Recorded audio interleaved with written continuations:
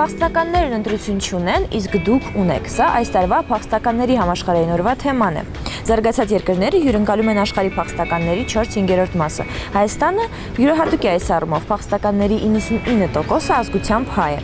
Փախստականների հիմնական հոսքը Հայաստան սկսվել է 1988 թվականից։ Շուրջ 418,000 մարդ եկել է Հայաստան, որից 360,000 Ադրբեջանից։ Իդեպ այսօր կանանց ռեսուրսների կենտրոն հասարակական կազմակերպությունը Հյուսիսային պողոտայում կազմակերպում է միջոցառում։ Նախատեսվում է լվացք փռել, որի միջոցով հանրությանը կներկայացվեն փախստական կանանց հուզող մտքերն ու խնդիրները։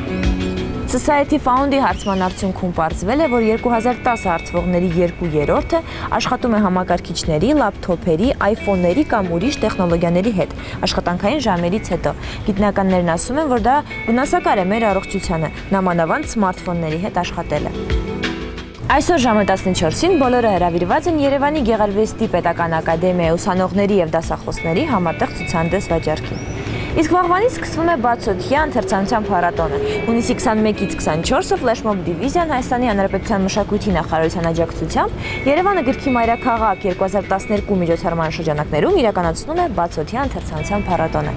Եվ վերջում հիշեցնեմ, որ այսօր Երևան հյուրանոցի Ռոսինի սրահում ժամը 14-ին տեղի կունենա Civitas հիմնադրամի նախաձեռնած հերթական քննարկումը։ Փորձենք հասկանալ Թուրքիան թեմայով։